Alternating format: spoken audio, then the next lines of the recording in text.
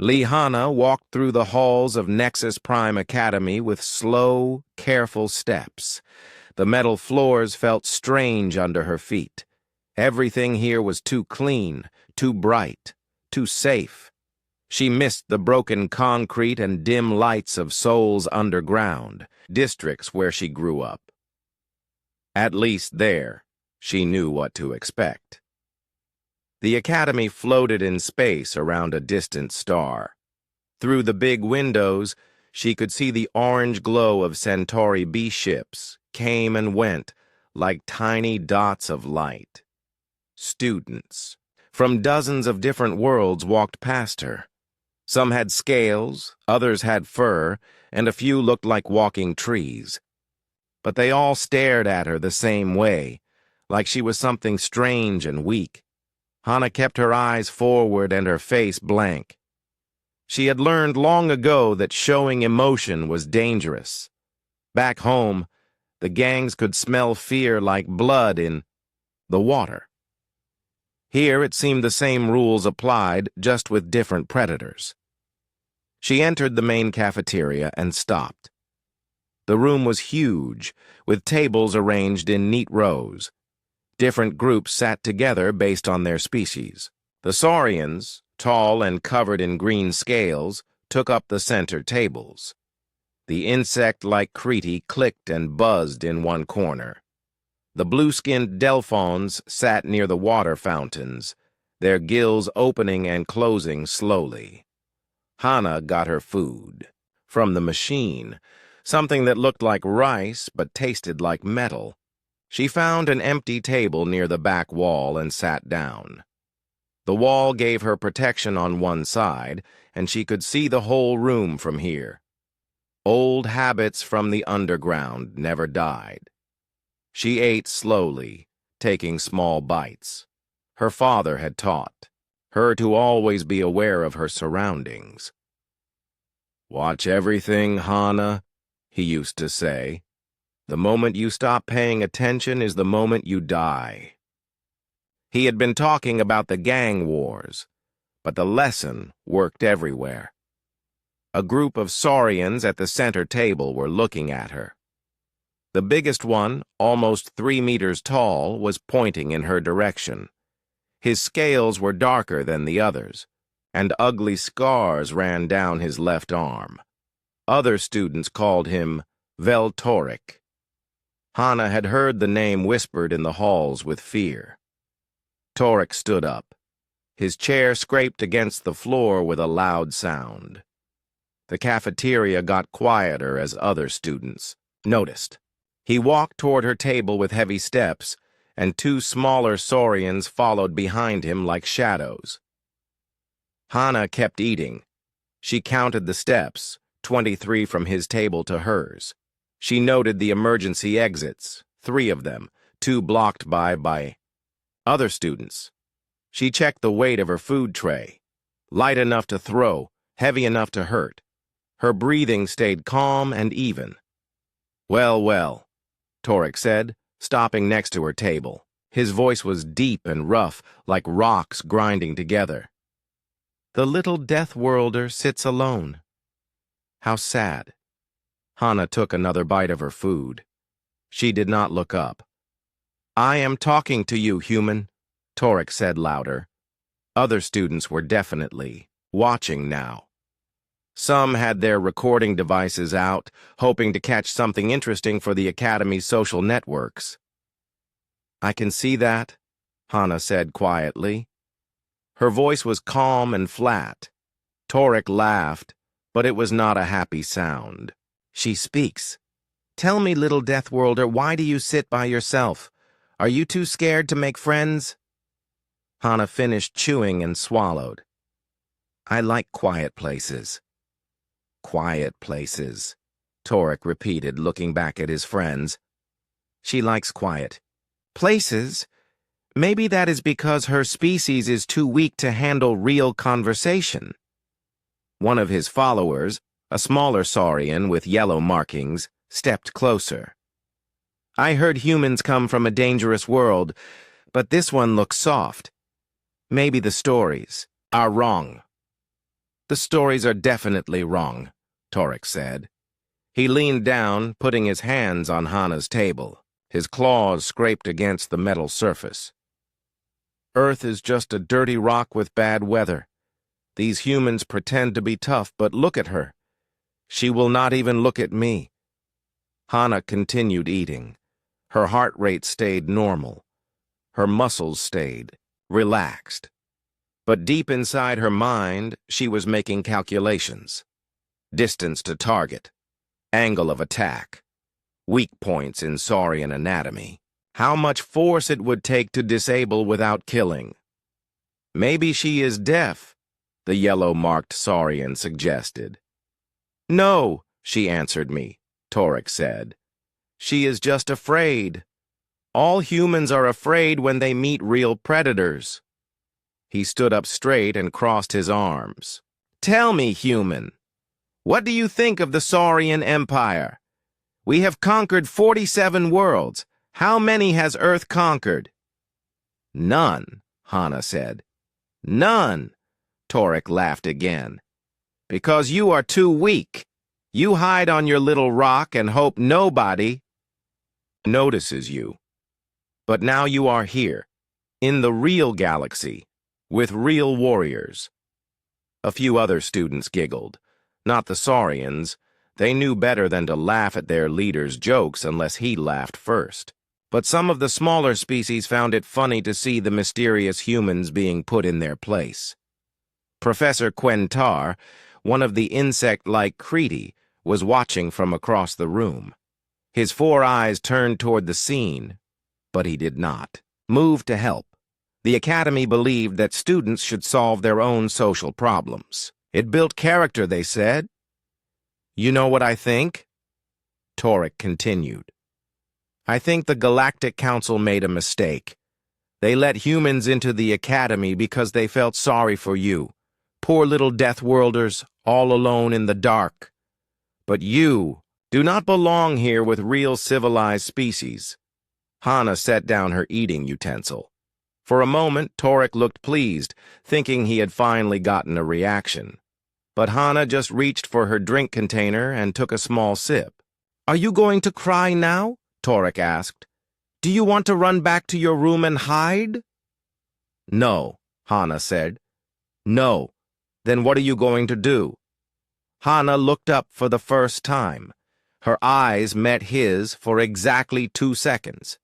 In that brief moment, Torek saw something that made his scales ripple with unease. It was like looking into the eyes of a hunting animal. Then Hana looked back down at her food. I am going to finish eating, she said. Torek stared at her for a long moment. The cafeteria was completely silent now. Even the air recycling system seemed quieter. Then he laughed, but it sounded forced. Finish eating, he repeated. Yes, enjoy your last peaceful meal, little human. Tomorrow, things will be different. He turned and walked back to his table, his followers trailing behind. The normal sounds of the cafeteria slowly returned, but many students kept glancing toward Hana's table. Hana ate the rest of her meal without hurrying. She cleaned her tray and walked out of the cafeteria with the same slow, careful steps she had used to enter. Behind her, conversations buzzed with excitement about what had just happened. In her room that night, Hana sat on her narrow bed and stared out the window at the stars. Her roommate, Kim Juno, was at study group. The room was quiet and dark, just how she liked it. She thought about Torek's threat. Tomorrow things would be different. He was probably right about that, but different did not always mean worse. Sometimes different meant that people finally learned the truth about what they were dealing with. Hana closed her eyes and began her evening meditation, just like her father had taught her. In her mind, she could hear his voice. Patience, Hana. Let them think they know you. Let them feel safe. Then when the time comes, show them what a Deathworlder really is. Outside her window, the stars burned cold and distant, just like the look in her eyes. The next morning came too bright and too loud, just like every morning on the Academy station. Hannah woke up before her alarm, as always. Her internal clock never failed her, even in the artificial day-night cycle of the space station. Kim Juno was still sleeping in the bed across from hers, making soft breathing sounds. Hannah got dressed quietly and made her way to the cafeteria for breakfast. The halls were mostly empty this early. She liked it better this way. Fewer variables to track, fewer threats to assess. But as she entered the dining area, she saw Torek was already there with his friends. He looked up when she walked in. Their eyes met across the room, and he smiled. It was not a friendly smile. It was the kind of smile predators made when they saw wounded prey. Hannah got her breakfast and sat at the same table as yesterday. She could feel Torek watching her, but he did not approach. Not yet. He was planning something, and she could sense it in the way he kept looking at her and whispering to his followers. The first class of the day was Galactic History. Hannah sat in the back row as usual. Professor Melndar, a tall being with purple skin and too many arms, was talking about the expansion of the Terran Coalition. When he mentioned Earth, several students turned to look at Hannah. The human homeworld, Professor Melndar said, is classified as a Class 12 Deathworld. This means it has extreme conditions that make life difficult. However, recent studies suggest this classification may be outdated. A student with blue fur raised her hand. Professor, if Earth is so dangerous, why do humans seem so... She paused, looking for the right word. Fragile, Torek suggested from his seat near the front. The professor's 4 eyes blinked slowly. That is an interesting question.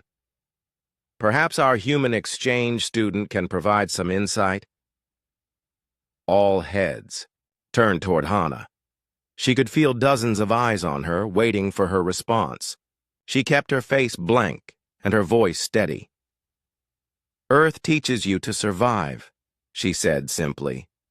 But how? The blue-furred student pressed. What makes it so dangerous? Hannah was quiet for a moment. She thought about the acid rain that melted metal, the earthquakes that could swallow buildings, the gangs that hunted in the underground tunnels, the air that burned your lungs if you breathed too deep. Everything, she said finally.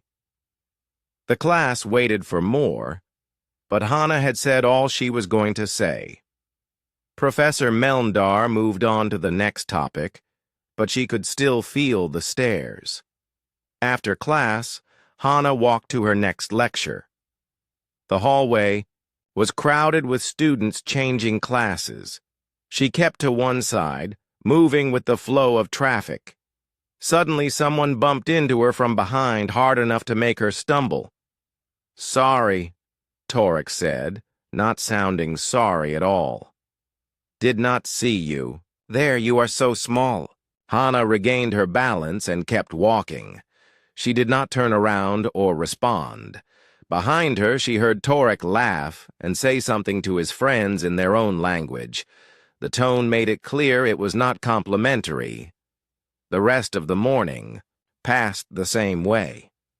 Torek or one of his friends would accidentally bump into her in the halls. They would sit near her in classes and make quiet comments just loud enough for her to hear. They called her Little Deathworlder and the Quiet One, and worse things in languages they thought she did not understand. But Hannah understood more than they knew. She had studied alien languages as part of her preparation for the exchange program.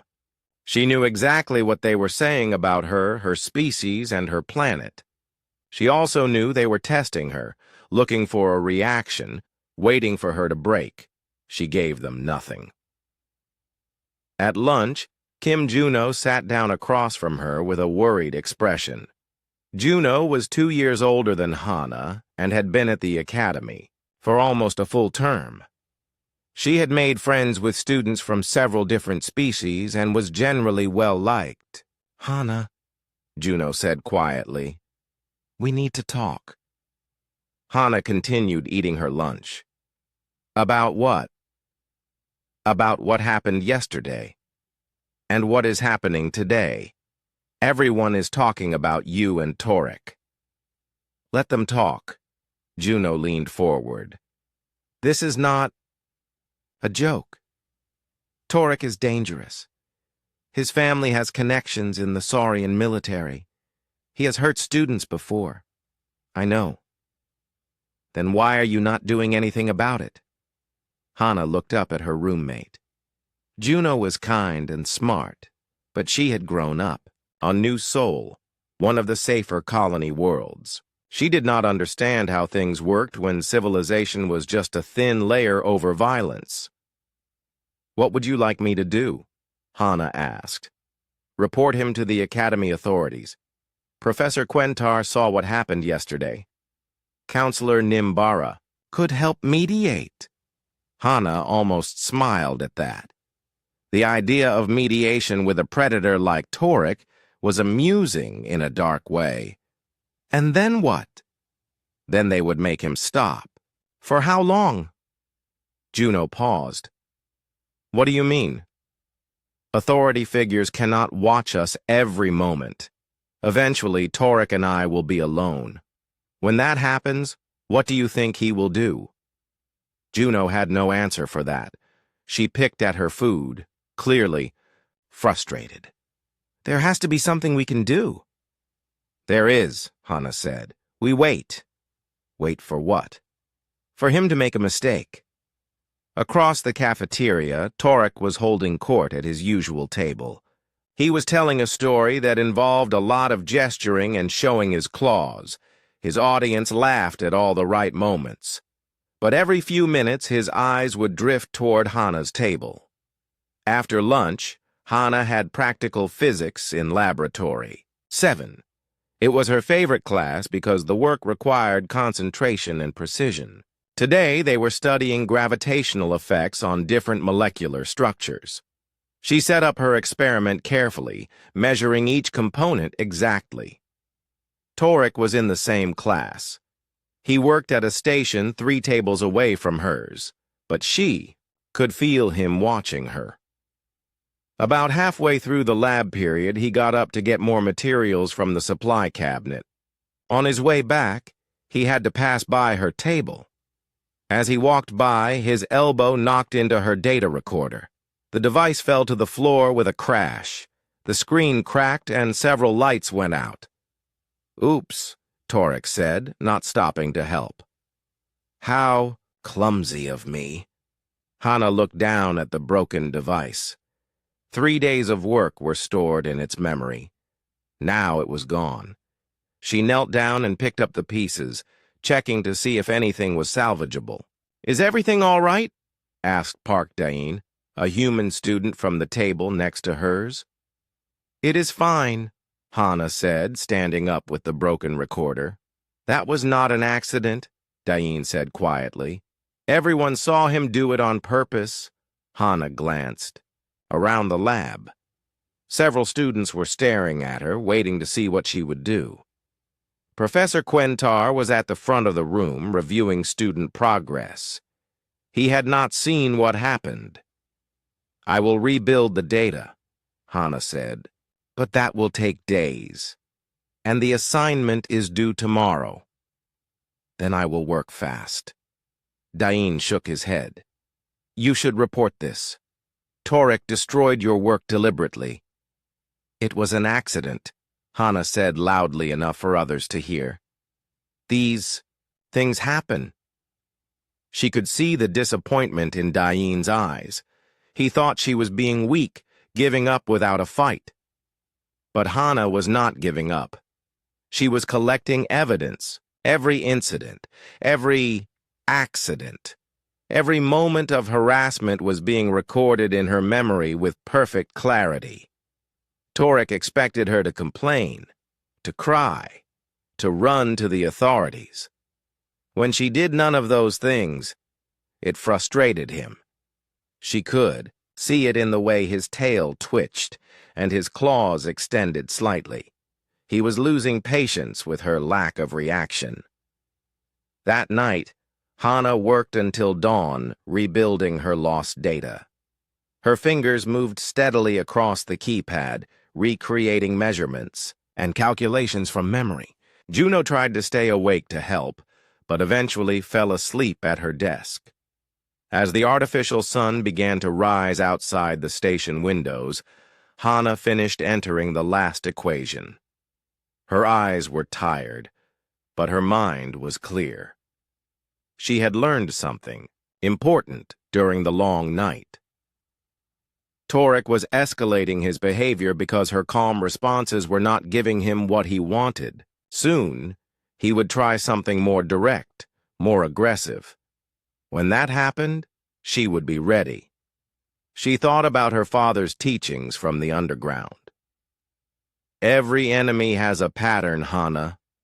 Watch long enough, and they will show you their weakness. But patience is the key. Act too soon, and you waste the opportunity.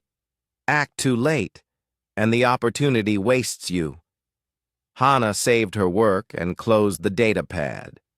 Outside her window, the stars were fading as the station's artificial day began. It was going to be an interesting day. 3 weeks had passed since the first confrontation in the cafeteria.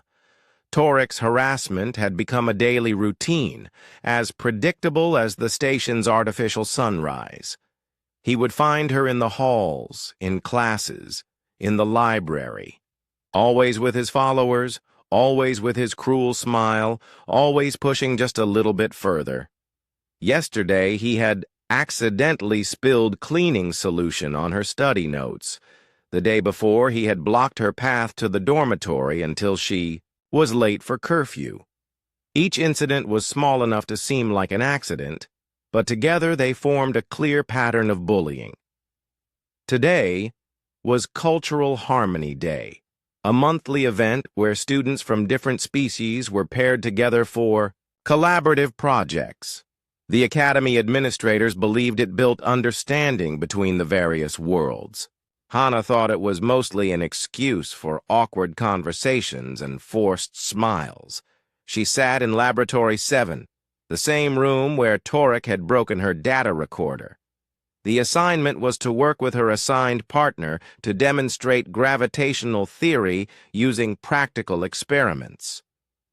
When Professor Quentar read the partner assignments, Hana was not surprised to hear her name paired with Torek's. The professor's 4 eyes looked at her with what might have been sympathy. Mr. Torek and Miss Hana will be working together at Station 3, he announced. Please remember that today's project counts for 15% of your final grade. Torek walked over to her table with slow, deliberate steps. His claws clicked against the metal floor with each step.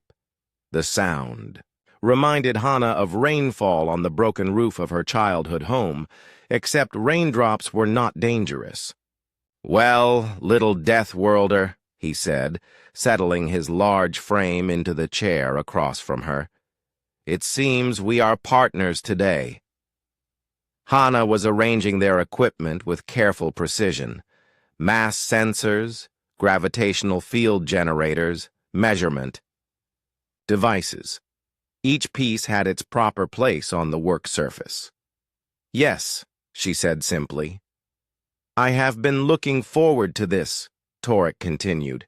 Finally, we can have a real conversation, just the 2 of us. Other students were setting up their own experiments around the lab. The room filled with the sounds of quiet discussion and equipment being activated. Professor Quentar moved between the tables, checking on each group's progress. Hana powered up their gravitational field generator and began calibrating the sensors. The work required concentration, which suited her fine. Mathematics was clean and predictable, unlike people. "You know," Torek said, leaning back in his chair, "my friends think you are mute.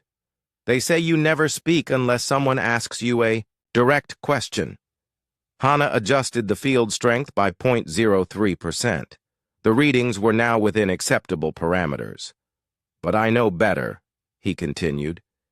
"You spoke to me that first day in the cafeteria. Just a few words, but I heard them. You can talk. You just choose not to." The gravitational readings were stable. Hana began the first phase of their experiment, measuring how different masses affected the local field strength. She recorded each measurement in her data pad with neat, precise numbers. "My father told me about humans once," Torek said. "He fought in the border wars near the Terran systems. He said humans were supposed to be dangerous. But when he met them in battle, they died just like any other species." Hana made another measurement. The numbers were consistent with theoretical predictions. "He killed 17 humans in one battle," Torek said, watching her face for a reaction. "Cut them down with his battle claws. They screamed just like anyone else when they died." Still no reaction. Hana moved to the second phase of the experiment, testing how gravitational fields affected molecular bonding. The work was more complex now, requiring careful timing and precise adjustments. Torek was getting frustrated. Hana could see it in the way his tail moved and how his neck spines began to rise slightly. Her lack of response was not giving him the satisfaction he wanted. "Are you even listening to me?" he asked, his voice getting louder. "Yes," Hana said, not looking up from her measurements. "Then why do you not react? Do you not care that my father killed your people?" "Your father was a soldier," Hana said, adjusting the field parameters. "Soldiers kill enemies. That is their job." "And you are not angry about this?"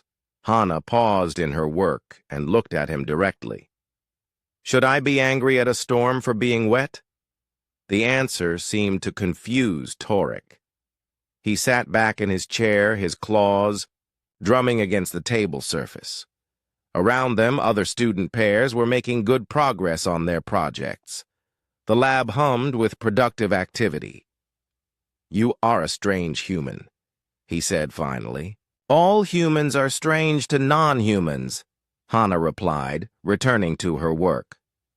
They worked in relative silence for the next hour. Hana conducted the experiments with methodical precision while Torek watched and occasionally made sarcastic comments. Professor Quentar stopped by their table twice to check their progress and seemed pleased with their results. As the lab period neared its end, Hana began compiling their data into a final report. The numbers told a clear story about gravitational effects on matter at the molecular level. It was good work, probably worth high marks. Then Torek reached across the table and swept his arm across her data pad. The device flew off the table and crashed into the wall, where it shattered into several pieces. 3 hours of careful measurements and calculations were gone in an instant. The lab fell silent. Every student in the room turned to stare at their table. Professor Quentar's compound eyes focused on the broken device on the floor. "Oops," Torek said loudly. "How clumsy of me. I guess we will have to start over." But there was no time to start over. The lab period was ending in 10 minutes, and the project was due today. Without the data, both their grades would suffer. Except Torek did not care about his grade in this class. His family's political connections would protect him from academic consequences. Hana stared at the broken pieces of her data pad. 3 weeks of harassment had led to this moment.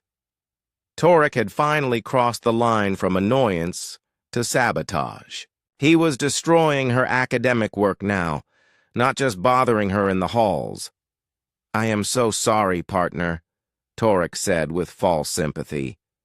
I suppose your careful human work was not careful enough. He stood up and called out to the professor. Sir, I am afraid we had an accident. My partner's datapad was damaged. Professor Quentar approached their table, his 4 eyes examining the broken device. What happened here? I knocked it off the table by mistake, Torek said.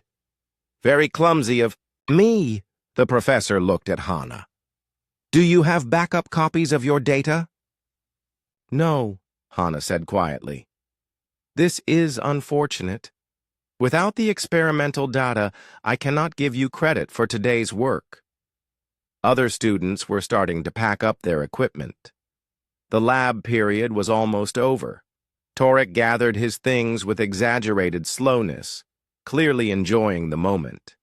Better luck next time, little Deathworlder, he said, slinging his bag over his shoulder. Maybe you should be more careful with your equipment. As he walked past her chair, he leaned down close to her ear. This is what happens when weaklings try to play with real predators, he whispered. Tomorrow will be worse. He straightened up and started to walk away, probably planning to meet his friends and tell them about his latest victory over the quiet human girl. That was when Hana spoke. Majima Gyongoda.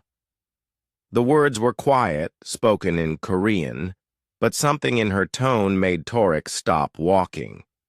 He turned around with a puzzled expression. What did you say? Hana was still sitting at the lab table, her hands folded calmly in her lap. But when she looked up at him, something had changed in her eyes. They were no longer the passive, unfocused eyes of someone trying to avoid confrontation. They were the focused, calculating eyes of a predator that had finally chosen its target. I said this is your last warning, she repeated in standard galactic. Torek laughed, but it sounded forced. Warning? You are warning me? He walked back to her table and put his hand on her shoulder, gripping it tightly with his claws. The pressure was just short of breaking skin, but it was clearly intended as intimidation. Listen to me, little human, he said, leaning down so his face was close to hers. Oh. You do not give warnings to predators. You are prey. You hide, you run, you submit. Those are your only options. Hana's expression did not change. Her breathing remained calm and steady, but deep in her mind, calculations were being made. Distance, measurements, angle assessments, force requirements. Her father's training from the underground tunnels of Seoul whispered through her memory. The strongest predator, she said quietly, is the one that waits.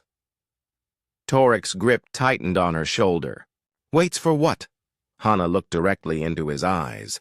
For 3 weeks, she had avoided eye contact, had kept her gaze down, had appeared submissive. Now, for the first time, she let him see what was really behind her calm exterior. For the right moment, she said, and then, without warning, without telegraphing the movement, without even standing up from her chair, her hand moved. The motion was too fast for Torek's eyes to follow. One moment her hands were folded in her lap, the next moment her right hand had shot up and grabbed his extended arm. Her fingers found the precise pressure point where his elbow joint bent, applied exactly the right amount of force in exactly the right direction, and twisted. The sound of breaking bone was very loud in the suddenly silent laboratory. Torek's neck snapped with a wet crack that echoed off the metal walls. The silence in Laboratory 7 lasted exactly 4.3 seconds. Then Park Dane screamed. The sound broke the spell that had frozen everyone in place. Students began shouting in a dozen different languages. Some ran toward the emergency. Alarm! Others backed away from Hana's table in terror.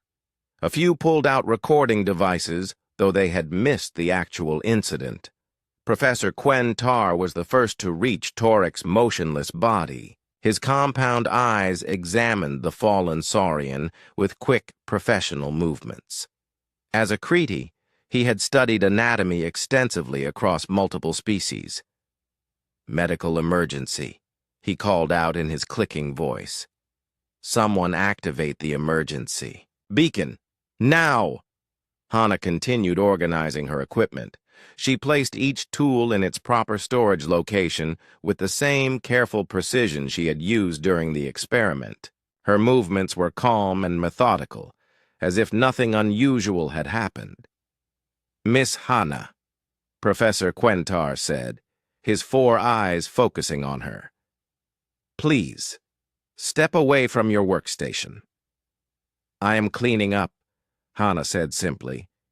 "It is required after each lab session." "The cleanup can wait. Please move to the front of the classroom." Hana looked down at Toric. His eyes were still open, tracking movement, but his body was completely still. His breathing was shallow but steady. She had been very precise with the pressure and angle. Paralysis, not death. "He will recover," she said to the professor. "The spinal damage is temporary." Professor Quentar's antennae twitched with surprise. "You know about saurian anatomy?" "I know about many things."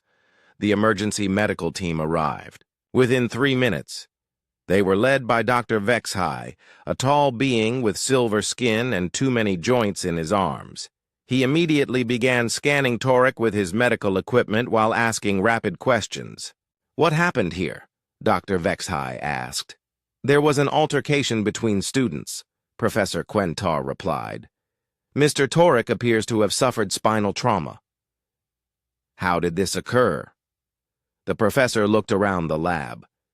24 students were staring at him, waiting for his answer. Most of them had seen Toric fall, but the actual moment of contact had been too fast to observe clearly. "That is still being determined," he said carefully. The medical team worked quickly to stabilize Toric and prepare him for transport. They used a specialized stretcher that kept his neck immobilized while moving him. As they lifted him, his eyes found Hana's face. For a moment, predator and prey stared at each other with new understanding.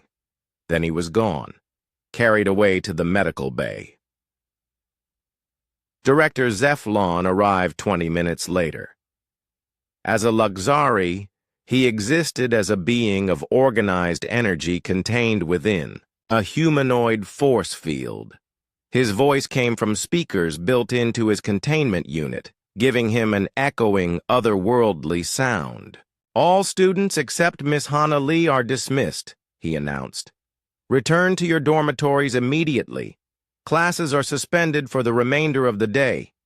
Students filed out of the laboratory in small groups, whispering among themselves. "Park." Diane hesitated near the door, looking back at Hana with concern. "Go," Hana said quietly. "I will be fine." When the lab was empty except for Hana, Director Zeflon, and Professor Quentar, the real questioning began. "Miss Hana," the director said, his energy form pulsing slowly. "Please explain what happened between you and Mr. Toric."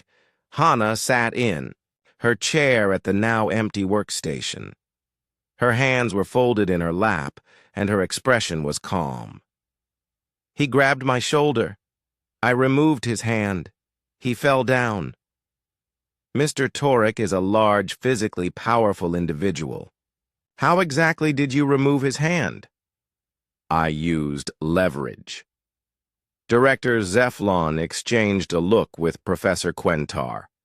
As an energy being, the director had no facial expressions, but his containment field flickered in what might have been frustration. "Miss Hana, I need you to be more specific. Mr. Toric has suffered severe spinal trauma. The medical team believes his injury was caused by precise manipulation of pressure points in his neck vertebrae. This suggests advanced knowledge of saurian anatomy. I study many subjects, including combat techniques. Hana was quiet for a moment. My father taught me to defend myself. Against saurians specifically? Against anyone who might hurt me. Professor, Quentar stepped forward. Miss Hana, I have been observing the interactions between you and Mr. Torek for several weeks. There have been multiple incidents of harassment. Why did you not report these to Academy authorities? What would you have done? The question seemed to surprise him. We would have investigated. If harassment was confirmed, Mr. Torek would have faced disciplinary action. And then the harassment would have stopped. Hana looked directly at him. For how long? Professor, Quentar did not have an answer for that. Security Chief Gorvak arrived an hour later. He was a massive being from Ursus Prime, genetically enhanced with cybernetic implants that made him even larger and stronger than his already impressive natural form. His investigation was thorough and methodical.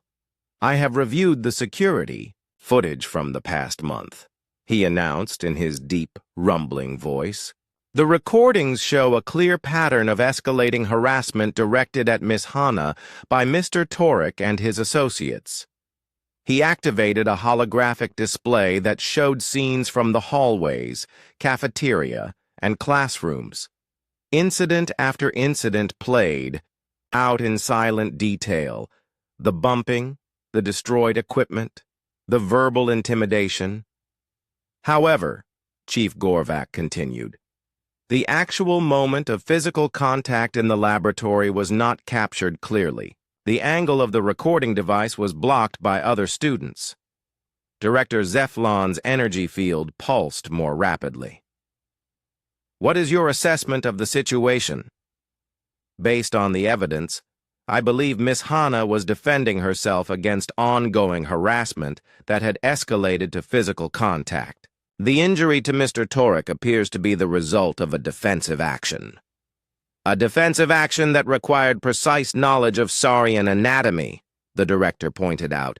Yes, Chief Gorvak agreed, which suggests that Miss Hana is considerably more dangerous than her appearance would indicate. That evening, Hana sat in a holding room in the security section of the academy. It was not a prison cell, but it was clearly designed to contain someone who might be considered a threat. The walls were reinforced, and the door locked from the outside. Kim Juno was allowed to visit her for 30 minutes. She sat across from Hana at a small metal table, her face pale with worry. The whole academy is talking about what happened, Juno said. Some students are saying you attacked Torek without provocation. Others are saying he deserved it. What do you think? Hana asked. I think you did what you had to do, but I am scared about what happens next. Torek's family has political connections. His father is a military commander in the Saurian hegemony. I know. They are demanding that you be expelled and charged with assault. Ambassador Krelneth is arriving tomorrow to represent their interests. Hana nodded. She had expected this. Powerful families did not accept humiliation quietly, even when their children brought it on themselves. What about Earth? She asked. Has anyone contacted human authorities? Captain Yoon Ta-Yang is coming from the Human Colonial Defense Force. He should arrive tomorrow as well. That was good news. Captain Yoon had a reputation as someone who understood how the galaxy really worked. He would not be intimidated by saurian bluster. Hana, Juno said quietly, how did you know how to do that? How did you know exactly where to hit him to cause paralysis without killing him? Hana looked out the small window at the stars beyond. On Earth, you learn to survive. Sometimes survival means knowing how to hurt people without meaning to kill them. But that was so precise, so controlled. My father used to say that anger makes you sloppy. If you are going to hurt someone, do it with purpose, not emotion. Juno stared at her roommate with new eyes. "Who are you really, Hana?" "I am exactly who I have always been. It is just that most people never bothered to look close enough to see."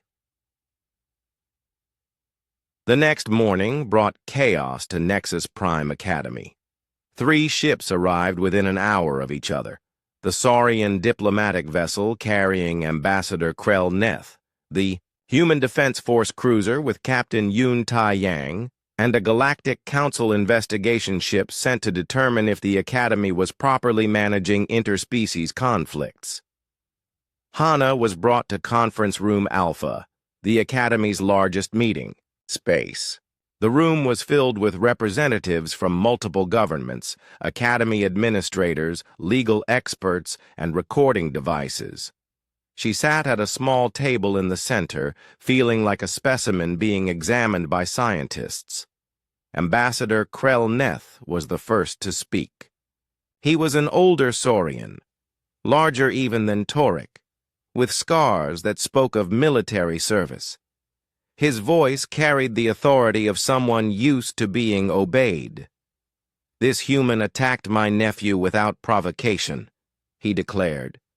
"She used knowledge of our anatomy to inflict maximum damage. This was not self-defense.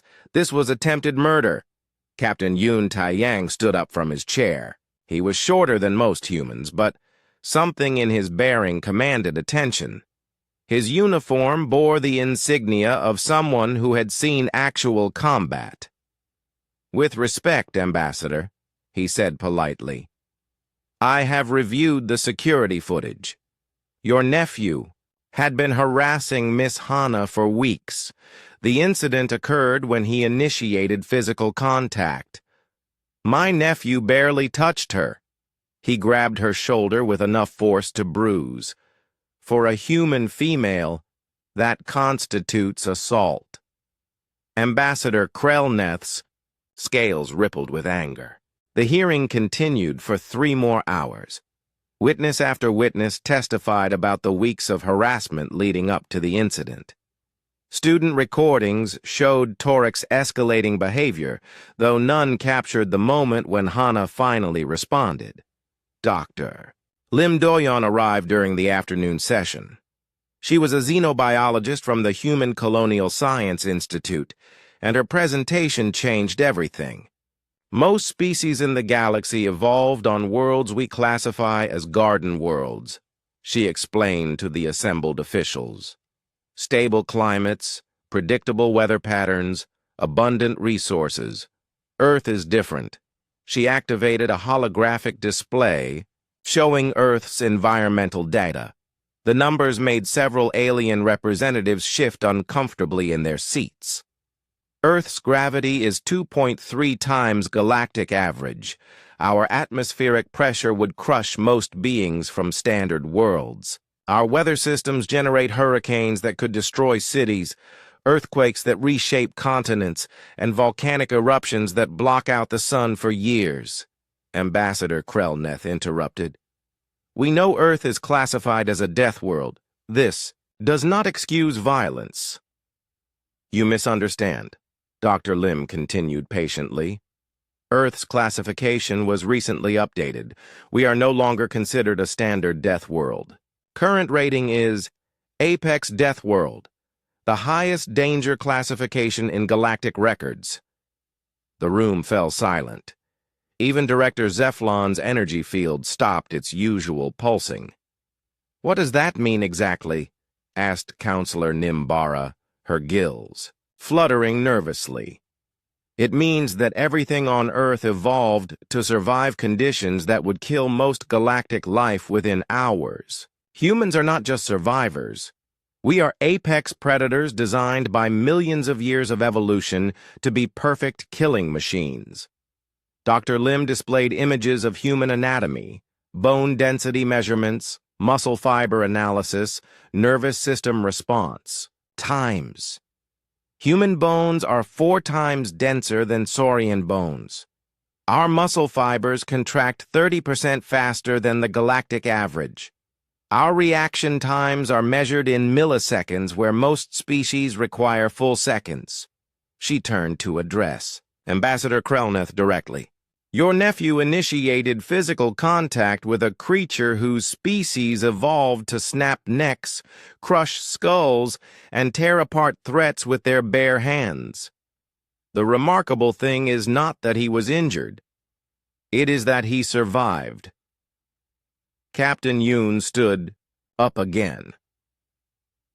I would like to add some historical context. Humans have been part of the galactic community for only 15 years. In that time, we have fought in 3 major conflicts. Our military casualty rates are the lowest in galactic history, while our enemy casualty rates are the highest. He activated his own display, showing battle statistics from recent wars. In the Centauri border conflict, human forces were outnumbered, 40-1. We suffered 12 casualties. Enemy forces suffered over 8,000. The war ended when their remaining forces surrendered rather than face human soldiers in ground combat. Ambassador Krelneth's scales were turning pale. This is impossible. My father fought humans in that war. He said they died easily. Your father encountered human civilians, Captain Yoon corrected. Non-combatants who were evacuated from border colonies. Even then, casualty reports show that many civilians fought to the death rather than surrender, often taking multiple enemy soldiers with them. The captain's expression hardened.